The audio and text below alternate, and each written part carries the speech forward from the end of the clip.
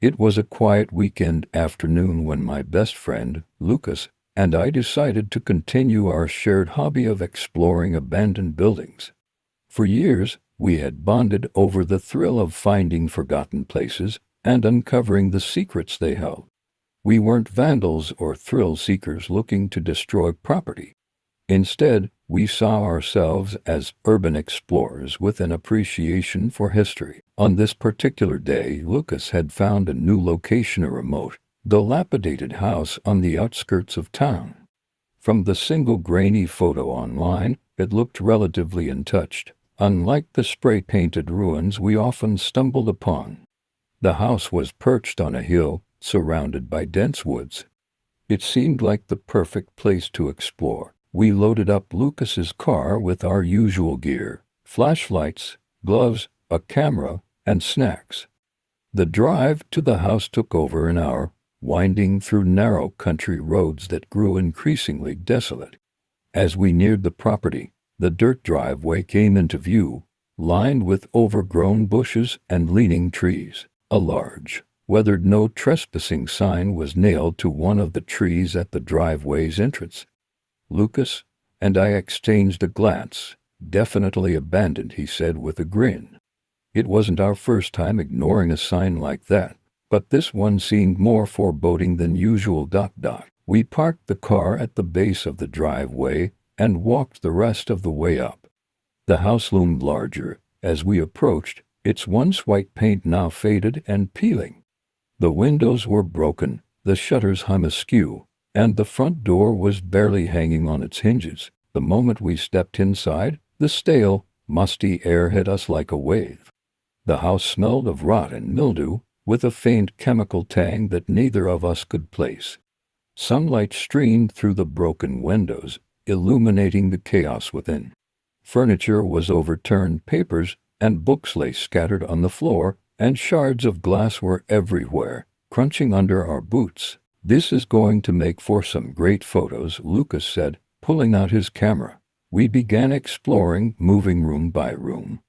The living room was littered with old magazines, a toppled sofa, and a shattered mirror.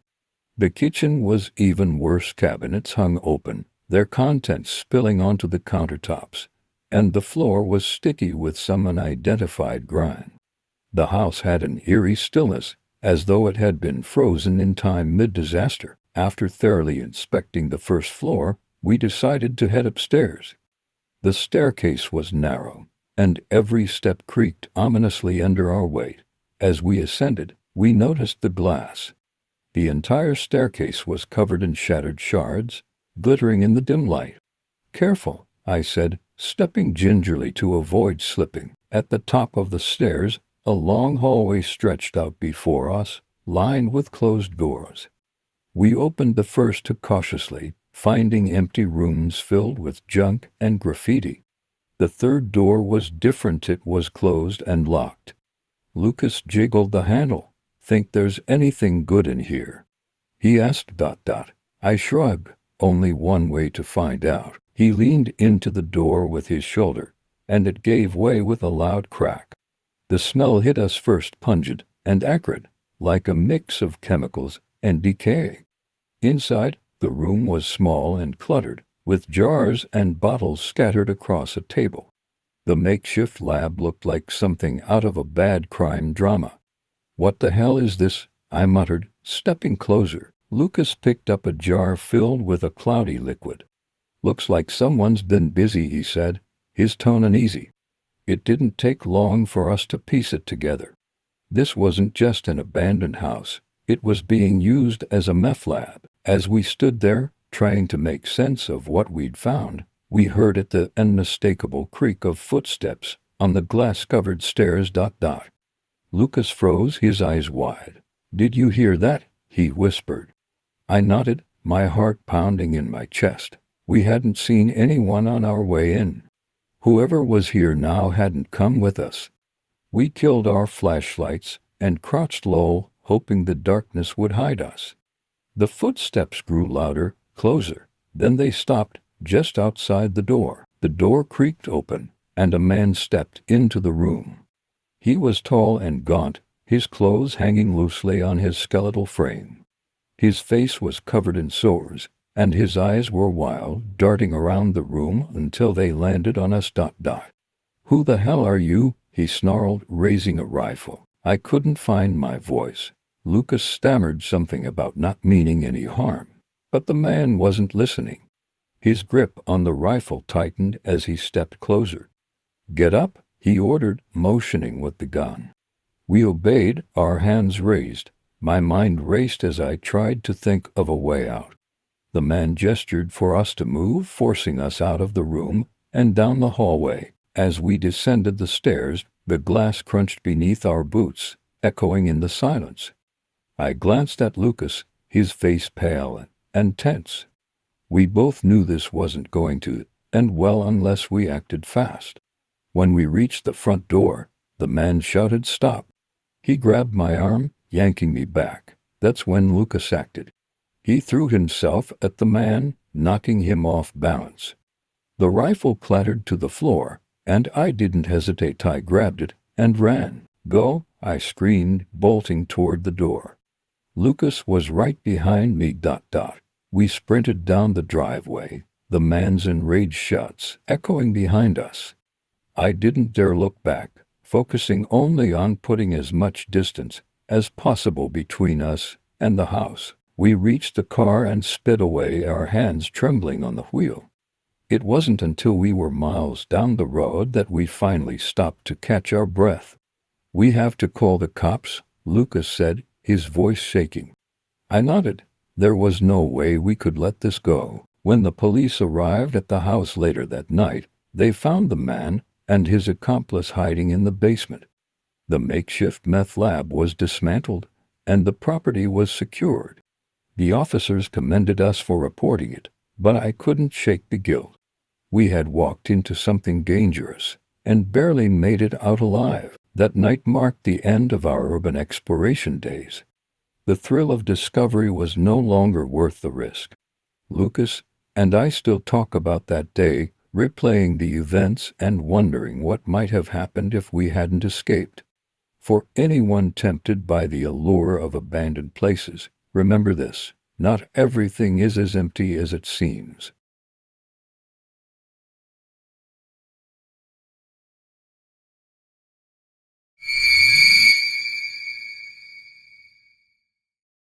During my junior year of college, I worked as a pharmacy technician at a local drugstore. It was a job I enjoyed, even though it came with its fair share of challenges. I liked the regulars who came in for their prescriptions, and I took pride in helping them navigate the complexities of their medications. But among the many faces I encountered, one stood out in ways I could never have anticipated. His name was Joe. Joe was a man in his mid-30s with long, unkempt hair and a penchant for wearing outlandish outfits. One day a Hawaiian shirt, the next a tattered leather jacket.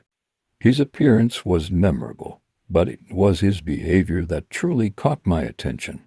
Despite his eccentric demeanor, Joe was always polite, addressing me with a disarming sweetness. He often commented on how I reminded him of a young Michelle Pfeiffer. I smiled politely the first time he said it, brushing it off as harmless flattery. It wasn't unusual for customers to make small talk, and Joe's remarks seemed more awkward than inappropriate. But over time, his visits grew more frequent, and his comments more personal. Joe had been a regular customer for months, coming in with his elderly mother, who managed his medications. It wasn't until she stopped accompanying him that things began to shift. Without his mother's presence, Joe became more erratic.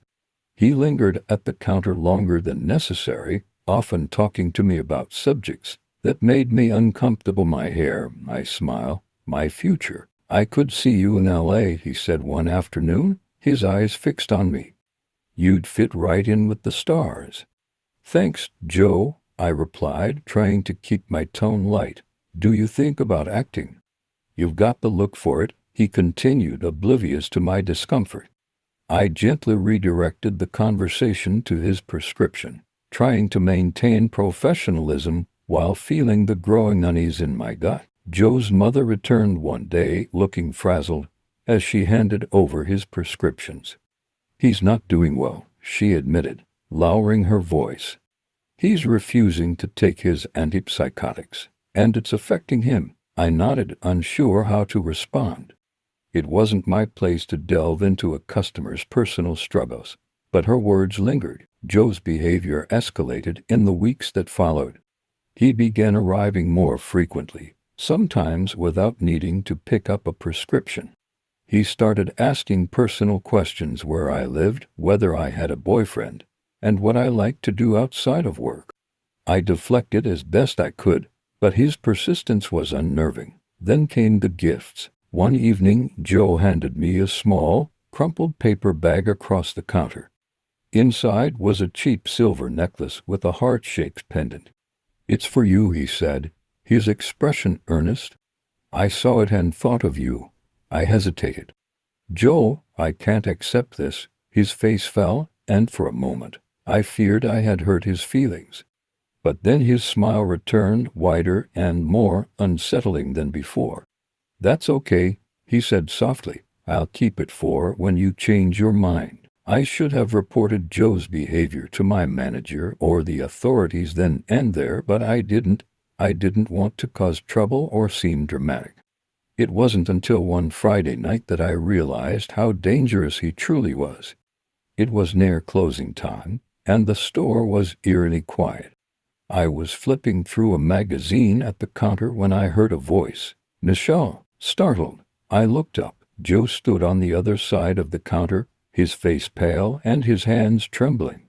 Blood dripped from his left hand, leaving a dark red trail on the counter.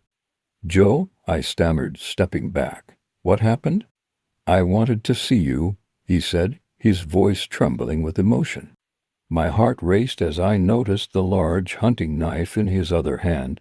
Its blade was coated in fresh blood. "Joe, you're hurt," I said, trying to keep my voice calm. "Let's get you some help." He shook his head, his movements erratic. "I don't need help. I need you." I took another step back, my hand inching toward the phone to call for help.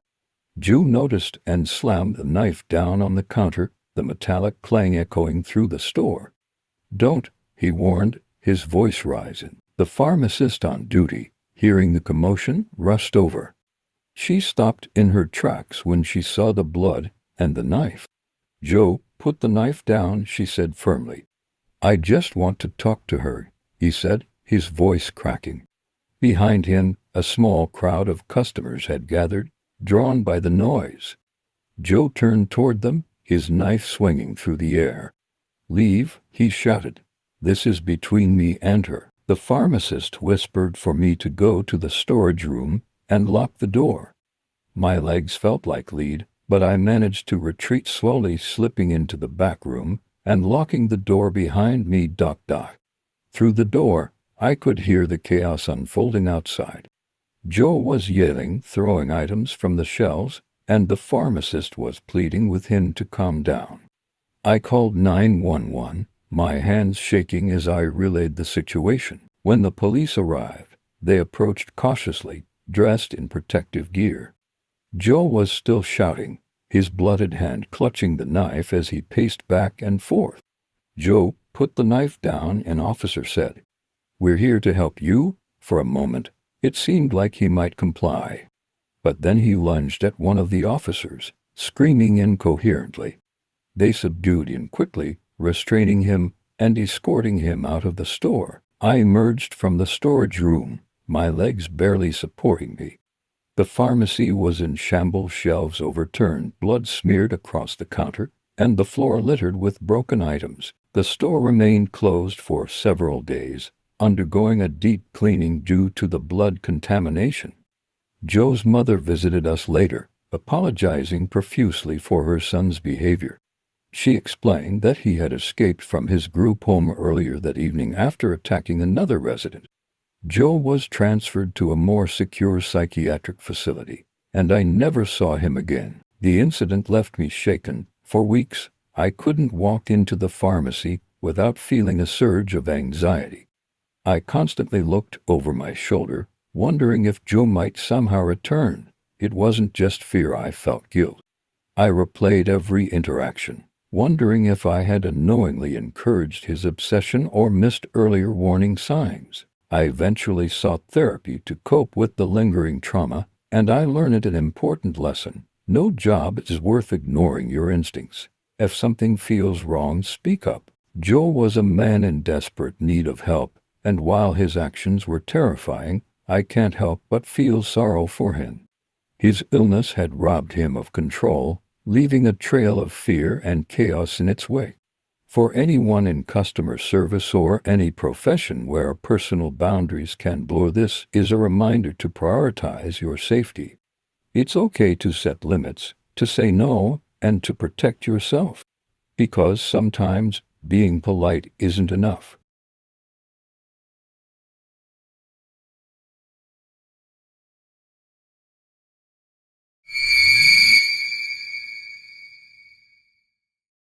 When I think of my childhood, I remember a time when the air was lighter, laughter echoed in our modest home, and my mother's smile could brighten any room. Those days didn't last. My parents divorced when I was 5, and life changed in ways I couldn't yet understand. My mom, who had always been a pillar of strength, began to carry the weight of the world on her shoulders. For a time, it was just the two of us, and we were happy enough in our tiny home filled with love and second-hand furniture. That changed the day she met Rick. He seemed charming at first, handsome in a rugged sort of way, with a voice that could smooth over any tension. To me, a curious 7-year-old, he was a mystery. I didn't quite like him, but my mom seemed happy again, and that was enough for me. Rick moved in after a few months of dating. At first, he was attentive, always bringing flowers or helping around the house. He'd roughhouse with me and my younger sister, Megan, spinning us around the living room while we giggled uncontrollably. But it didn't take long for his mood to shift. His smiles were fewer and his temper sharper. I began noticing how his words cut deep, even when his hands didn't. "How could you forget to pay the bill, Linda?" He spat at my mother one evening, his voice a dagger in the otherwise quiet house. I watched from the kitchen doorway, my hands gripping the counter. Mom's head bowed, her hands trembling as she whispered an apology. I hated seeing her like that, small, defeated. The first time he hit her, it was over something trivial, a misplaced shirt. I remember hearing the slap from my bedroom and running out to see her on the floor, holding her cheek. Megan, only 4 at the time, clung to me, her tiny body shaking. "It's nothing," Mom said, tears in her eyes. "Go back to your room." But it wasn't nothing. It was the beginning. As months turned into years, Rick's temper grew more explosive, his violence more calculated.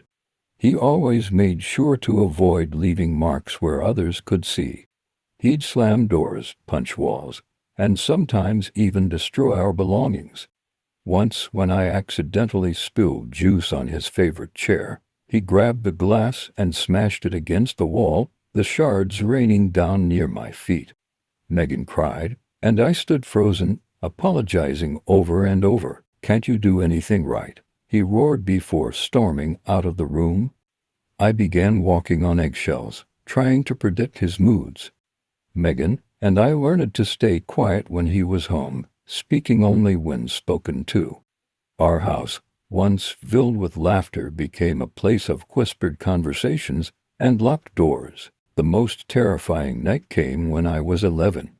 Rick had been drinking, and his anger simmered just below the surface. Mom had made dinner late, and that was all it took to set him off. He grabbed her by the throat and slammed her against the wall, shouting obscenities. Megan and I watched from the doorway, paralyzed by fear. "Go to your room," Mom gasped, her voice barely audible. But I couldn't move. Rick turned to us, his eyes wild. "You want to see what happens when someone disrespects me?" he snarled. That was when I finally acted. I grabbed Megan's hand and ran to the neighbor's house. Mrs. Carter, a kind elderly woman, let us in and called the police. When the officers arrived, Rick had already left, but the damage was done. Mom had bruises on her neck, and her voice was hoarse for days. That night was a wake-up call for my mother.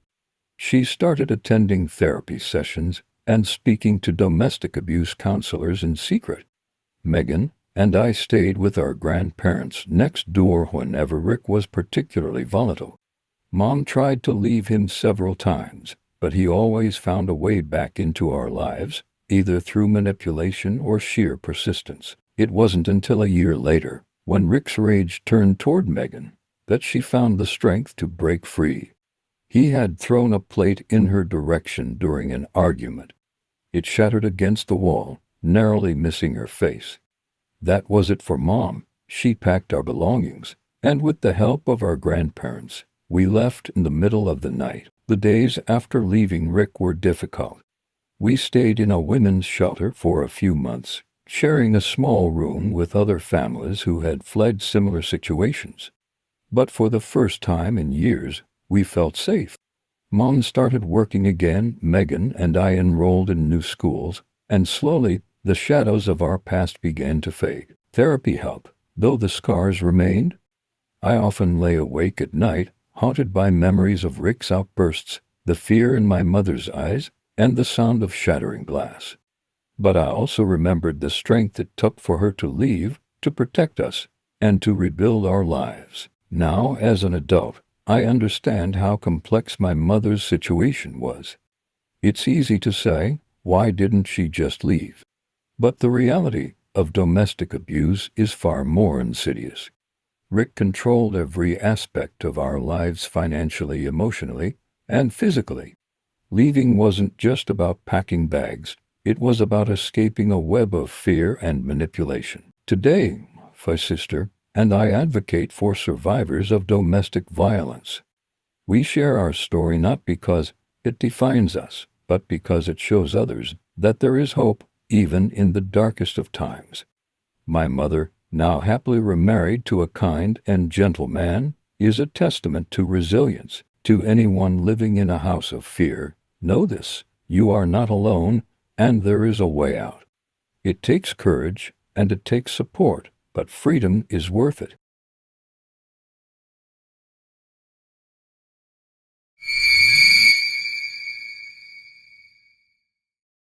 Starting college was supposed to be the beginning of an exciting chapter in my life.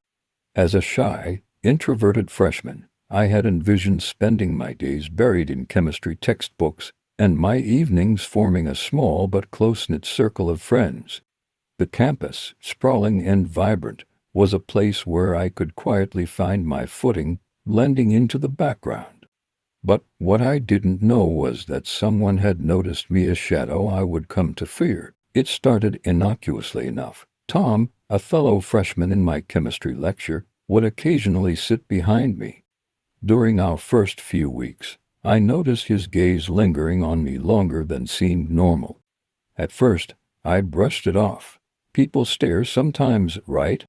Maybe I had chalk dust on my back or a smudge on my cheek. But then, I began noticing it every time I turned to glance at the clock or look around the room. His eyes would be on me. They didn't dart away in embarrassment. They stayed locked on me, unyielding. One day, he approached me after class. "Hi, I'm Tom," he said, offering a polite smile. "We're in the same chem lecture." I nodded. "Yeah, I've seen you." We exchanged small talk, and though he seemed nice enough, I couldn't shake a strange feeling in the pit of my stomach. Something about him unsettled me, but I dismissed it as nerves. New campus, new faces, I just wasn't used to the attention. Over the next few weeks, Tom became a constant presence. At first, it seemed coincidental. He would appear in the library while I was studying or casually bump into me on the quad. Then, it became clear it wasn't chance. He was showing up too often, too conveniently. One day, as I sat on a bench flipping through my notes, Tom joined me without invitation. "Hey," he said, his tone too familiar. "Hi, Tom," I replied cautiously. "You're always studying. Do you ever have fun?" I forced a polite laugh. "I guess I'm just focused on school right now." He leaned closer, You know, I've been thinking about asking you out. I feel like we have a connection." His words caught me off guard. "I appreciate that, but I'm not really interested in dating anyone right now." His smile faltered, but he quickly recovered. "That's cool, no pressure." Except there was pressure. It grew every time I saw him waiting outside my lecture hall or noticed him watching me from across the cafeteria. The turning point came after Thanksgiving break. I was sitting outside on a crisp autumn afternoon, enjoying the rare sunshine, when Tom appeared. "How was your break?" he asked, sitting down uninvited. "Good," I said shortly, hoping he'd take the hint and leave. He didn't. Instead, he started asking specific questions about my family, questions that sent chills down my spine. "How are Bruno and Riley?" he asked casually. I froze. Bruno and Riley were my dogs. I had never mentioned their names to him, let alone talked about them. The only way he could have known was if he'd seen my phone's lock screen, which featured a picture of them. But how closely would someone have to be watching me to catch that detail? "How do you know their names?" I asked, my voice trembling. He hesitated, then stammered. "You told me about them, remember?" "No, I didn't," I said firmly. He laughed nervously. "Maybe I saw it on your phone." "It's no big deal." But it was a big deal. My heart raced as I packed up my things and walked away, leaving him sitting there. I felt exposed, vulnerable, like my privacy had been invaded in ways I couldn't fully comprehend. I tried to avoid him after that, but he was persistent. He began asking me for my phone number, following me to my dorm, and waiting outside my classes. I considered reporting him to campus security but didn't want to overreact. Then came the party. My friends Anna and Tori had convinced me to join them, promising it would be a low-key way to unwind. I brought my own water bottle, wary of drinking anything provided at the party. I hadn't seen Tom all week, so I let my guard down. But as I sat on a couch, keeping an eye on my tipsy friends, I heard his voice. "Hey, Michelle," he slurred, his words thick with alcohol. "Tom," I said, my chest tightening, "what are you doing here?" "I just wanted to see you," he said, his smile unnerving. "I've missed you." "I think you've had too much to drink," I said, standing up. "You should go home." But he didn't leave. He followed me as I moved around the party, his presence suffocating. At one point, I left my water bottle on the couch while pulling Anna away from a sketchy guy. When I returned and took another sip, I started to feel strange, dizzy, disoriented. I realized too late that something was wrong. My vision blurred, and my legs felt like jelly. I vaguely remember Tom grabbing my arm, his grip firm, as he whispered, "Let me take care of you." Luckily, Anna noticed something was off. Despite her own drunken state, she and Tori managed to pull me away from Tom and get me home. My roommate told me the next morning that I'd stumbled into our dorm mumbling incoherently before collapsing into bed. When I checked my phone, I found a text from Tom. "Why did you leave so early last night? I had such a night planned for you." The implication made my stomach churn. I finally went to campus security, who referred me to the local police. Though I couldn't prove he'd spiked my drink, I showed them the texts and recounted his stalking behavior. A week later, I learned Tom had flunked out of school. Apparently, he had spent so much time fixating on me that he'd stopped attending classes. Even though Tom was gone, I couldn't shake the feeling of being watched. I avoided parties, kept my blinds drawn, and double-checked my locks every night. I struggled to focus in class, my mind replaying the moments when I felt his eyes on me or heard his voice behind me. I started therapy to deal with the anxiety and guilt for not reporting him sooner, for not trusting my instincts, for feeling like I somehow encouraged his behavior even though I knew I hadn't. Looking back, I've come to realize how important it is to speak up and set boundaries. Stalking isn't harmless. It's a violation of safety and autonomy. If I hadn't acted when I did, things could have ended much worse. To anyone dealing with a similar situation, don't wait. Trust your gut, seek help, and remember that you're not alone. You deserve to feel safe, and there are people who will stand with you to ensure that you do.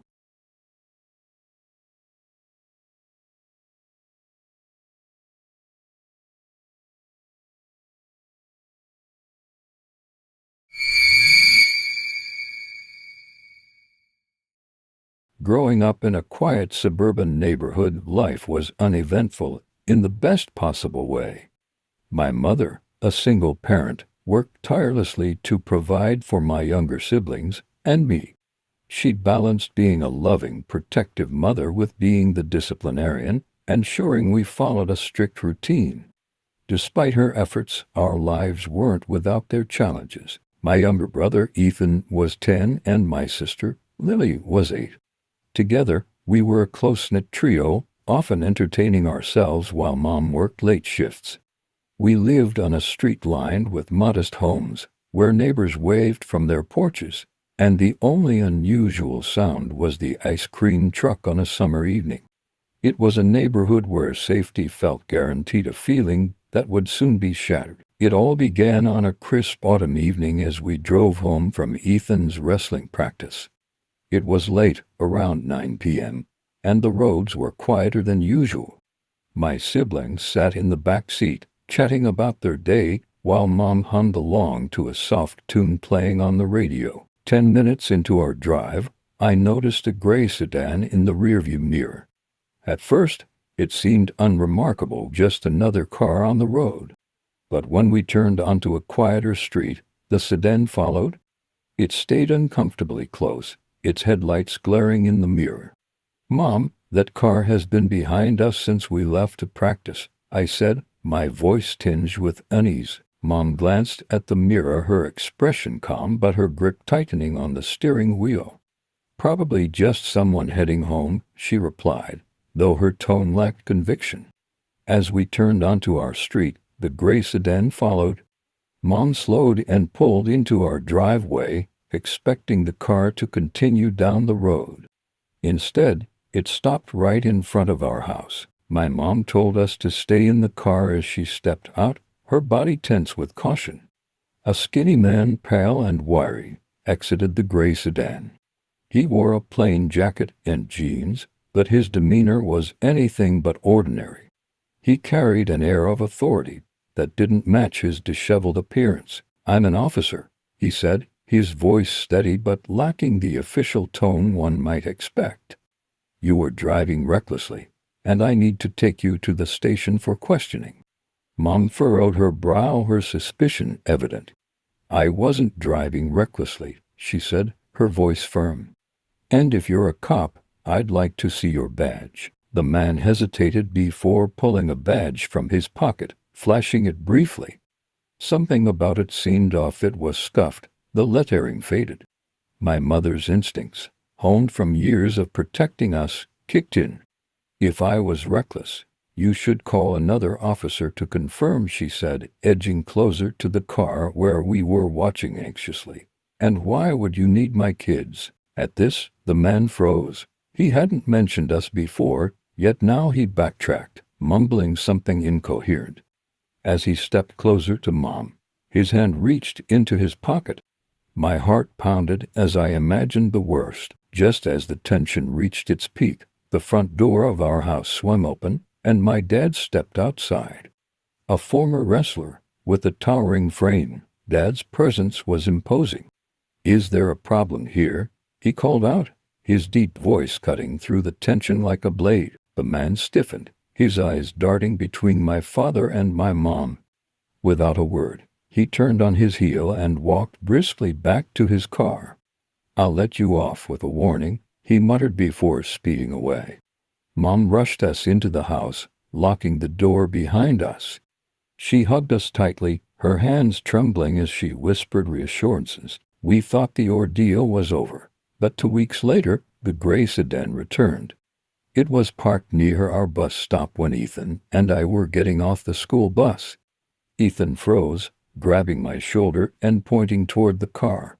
"That's the guy," he whispered, his voice shaking. The man sat in the driver's seat, his eyes fixed on us. I felt a chill run down my spine. Trying to stay calm, I told the bus driver what was happening. He immediately drove us straight to our house, bypassing the stop entirely. When we arrived home, we told Dad what had happened. He assured us it was probably just a coincidence, but as he spoke, his expression darkened. He looked out the window just in time to see the gray sedan slowly driving past our house.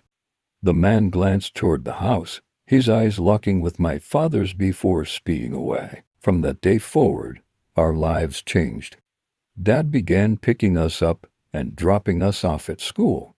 Mom started carrying pepper spray, and Dad installed motion sensor lights and a new security system around the house. For weeks, the gray sedan didn't return and we began to relax. But the fear lingered, a shadow over our once peaceful neighborhood. Mom reported the incident to the police, describing the man and his fake badge. While the authorities promised to investigate, they had little to go on. Months later, we heard a disturbing update. The man had been arrested in a neighboring town after attempting to abduct another woman. He had posed as an officer, using the same fake badge to gain her trust. She managed to escape and reported him, leading to his capture. The police found evidence linking him to multiple incidents across the state. He targeted single mothers and their children, using his guise of authority to lure them into vulnerable situations. When we learned this, a heavy silence fell over our family. The what if haunted us. What if Dad hadn't stepped outside that night? What if we hadn't been vigilant? The realization of how close we had come to tragedy was overwhelming. Though the man was behind bars, the experience left its mark on our family. We became more cautious, more aware of our surroundings. My siblings and I learned the importance of questioning authority and trusting our instincts. Even years later, I often glance over my shoulder, wary of gray sedans and unfamiliar faces. But I'm grateful for the strength my family showed during that terrifying time. To anyone reading this, remember, trust your gut. A badge doesn't always mean safety, and vigilance can be the difference between danger and escape.